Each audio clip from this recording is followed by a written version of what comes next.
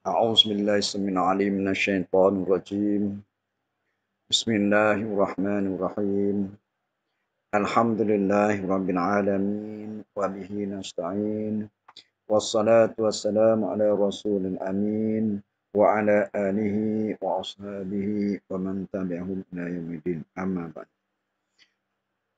قال رب اشرح لي صدري ويسر لي أمري واحلل عقدة من لساني يفقهوا قولي. سبحانك لا علم لنا إلا ما علمتنا إنك أنت العليم الحكيم لا حول ولا قوة إلا بالله. اللهم زدنا علما وارزقنا فهما. اللهم علمنا ما جهلنا. اللهم علمنا ما جهلنا. قال الله سبحانه وتعالى في القرآن العزيز: بسم الله الرحمن الرحيم. إنا أنزلناه في ليلة القدر وما أدراك ما ليلة القدر. ليلة القدر خير من ألف شهر. تنزل الملائكة والروح فيها بإذن ربهم من كل أمر. سلام هي حتى مطلع الفجر. Yang bermaksud Bismillahirrahmanirrahim, dengan nama Allah yang Maha Pemurah lagi Maha Pengasih. Inna anzalnahu fi lailatul qadr. Sesungguhnya kami telah menurunkan, yakni Al-Quran itu pada malam Lailatul Qadr. Wa ma adraka ma Lailatul Qadr. Dan apakah jalannya engkau dapat mengetahui apa dia kebesaran Lailatul Qadr itu? Lailatul Qadr khairun min alfi syahr. Lailatul Qadr itu lebih baik daripada 1000 bulan. Tanazzalul malaikatu waruhu fiha biizni rabbihim min kulli amr. Pada malam itu turun malaikat dan Jibril dengan izin Tuhan mereka kerana membawa segala perkara yang ditakdirkan berlaku pada tahun yang berikutnya. Salamun hiya hatta matla'il fajr. Sejahteralah malam yang berkat itu sehingga terbit fajar. Muslimin dan muslimat yang dirahmati Allah Subhanahu wa taala. Alhamdulillah, kita masih lagi berada dalam bulan Ramadan dan kita berada di akhir-akhir bulan Ramadan. Salah satu daripada perkara yang penting Allah SWT kurniakan dalam bulan Ramadan ini ialah Lailatul Qadar. Lailatul Qadar ini merupakan suatu anugerah Allah SWT ataupun hadiah daripada Allah SWT yang sangat besar dan sangat terindah kepada orang-orang yang beriman, orang-orang yang bertakwa kepada Allah Subhanahu wa taala. Lailatul Qadar ini merupakan suatu malam yang mulia, malam yang di mana Allah SWT kurniakan kelebihan, Allah SWT kurniakan limpah pahala kepada sesiapa yang memperolehinya. Di mana Allah SWT menyatakan, sesiapa yang beramal di dalam malam ini, maka ganjaran pahalanya lebih daripada 1000 bulan. Maknanya, sesiapa yang dapat ataupun bertemu dengan Lailatul Qadar, maka ganjaran pahala Allah SWT beri melebihi 1000 bulan. Bukan bermakna 1000, melebihi 1000 bulan. Ini kerana Allah SWT menyiapkan ganjaran dan nikmat berlipat ganda kepada siapa saja yang menghidupkan malam tersebut. Di mana Nabi SAW menyatakan, barang siapa yang menghidupkan Lailatul Qadar ini, maka Allah SWT memberi keampunan dosa-dosa yang terlalu selagi mana ia tidak melakukan dosa-dosa besar. Sesungguhnya ganjaran dan nikmat besar ini hanya dikurniakan kepada umat Muhammad sallallahu alaihi wasallam dan tidak dikurniakan kepada umat-umat yang terdahulu.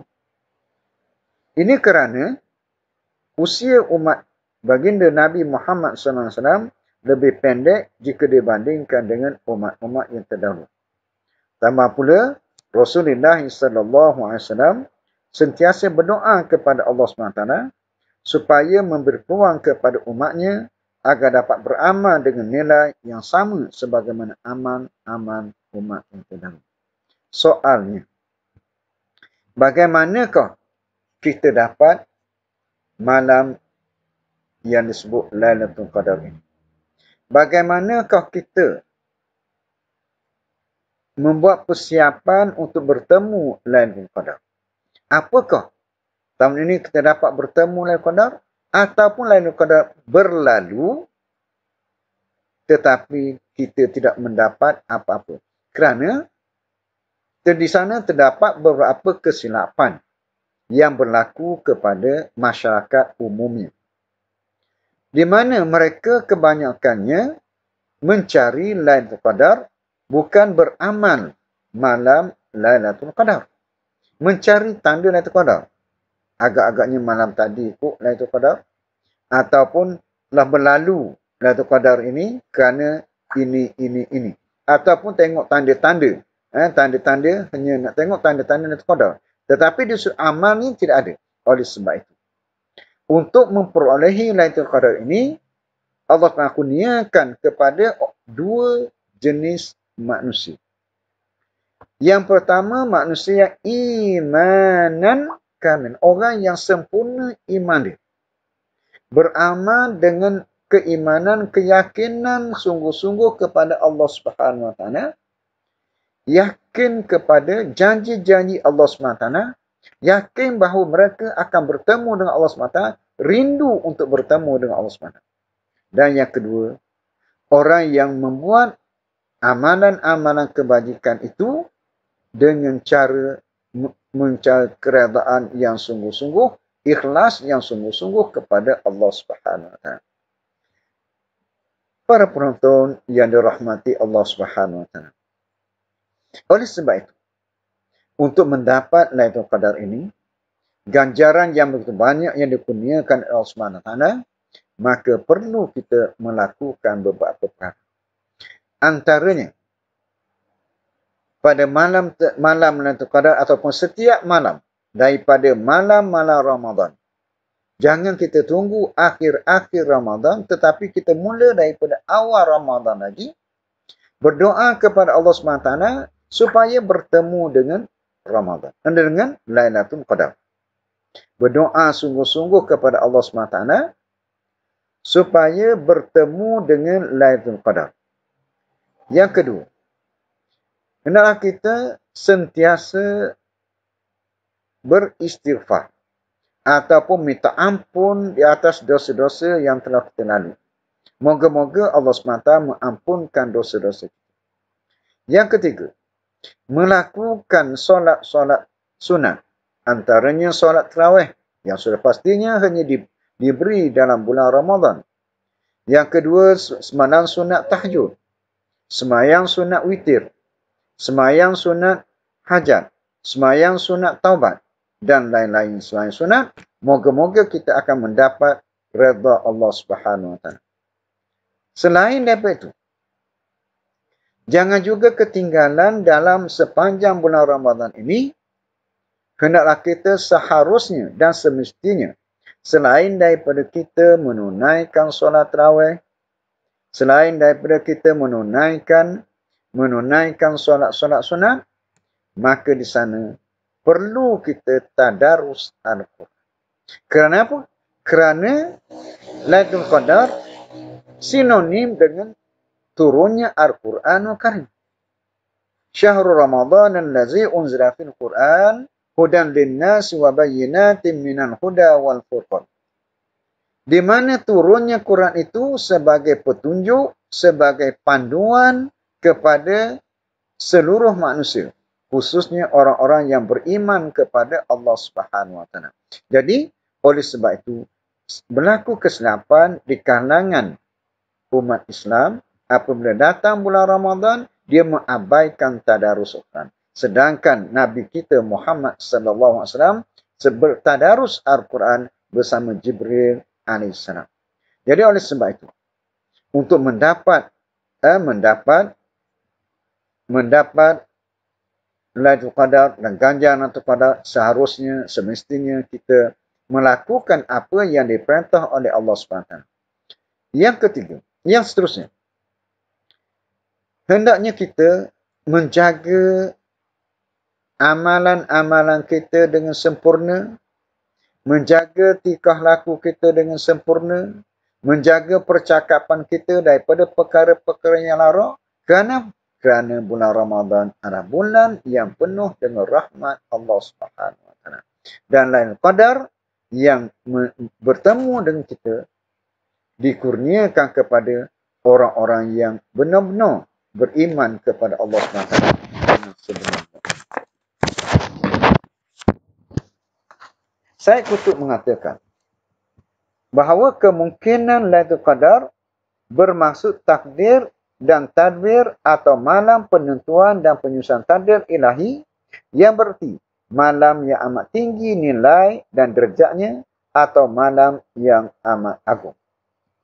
Ia adalah satu malam yang amat agung kerana dipilih oleh Allah SWT sebagai malam permulaan nuzul Quran atau permulaan surahan cahaya agama Allah ke alam dunia.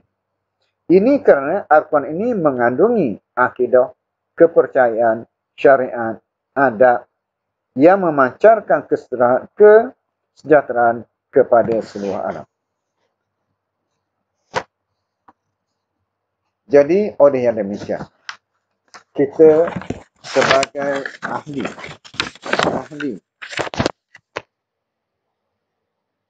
Ramadan ataupun orang yang menghidupkan Ramadan,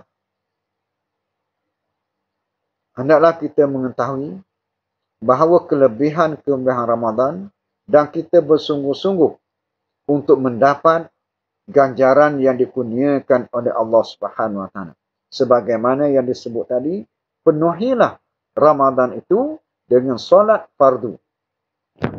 Perbaiki solat-solat fardu sebaiknya secara berjemaah, dan solat-solat sunat seperti solat tarawih, sunat witir, tahajud, tasbih dan berzikir, bertahmid, dan jangan lupa untuk iktikaf pada malam-malam terakhir daripada Ramadan. Sesungguhnya amatlah bertuah mereka yang mengerjakan amal ibadat pada malam-malam Al-Qadar ini. Sebaliknya amat rugilah bagi orang-orang yang tidak berusaha mendapatkannya dan mendapatkannya tetapi tidak mengerjakan ibadat pada malam itu. Maknanya, Lailatul Qadar dapat lalu tetapi ruginya, silapnya tidak mengambil kesempatan untuk mendapat Lailatul Qadar. Lebih malang lagi, ada sahaja yang berjaga malam namun diisi dengan perkara-perkara yang sia-sia, perkara-perkara yang lara, perkara-perkara yang tidak mendatangkan manfaat, seperti menonton filem, hiburan dan lain lagi. Lebih-lebih lagi, bertambah rugi, amat rugi sekiranya dalam bulan Ramadan ini, khususnya untuk malam-malam terakhir Ramadan, mereka melakukan maksiat dengan melakukan dosa-dosa, sama ada dosa besar ataupun dosa kecil, ataupun melakukan perkara-perkara yang makruh. Oleh yang demikian, untuk mencapai la'allakum tattaqun, maka perlu kita mempunyai sifat-sifat berikut. Yang pertama, mesti ada tawaduk di sisi Allah SWT. Maknanya, dengan lain perkataan, tunduk dan patuh seikhlas hati apa yang diperintah oleh Allah SWT. Dan yakin sungguh-sungguh dengan janji-janji Allah SWT dan mengharap sungguh-sungguh supaya termasuk dalam kumpulan orang yang dimakbulkan doa dan diterima masuk syurga Allah Subhanahu Wa Taala.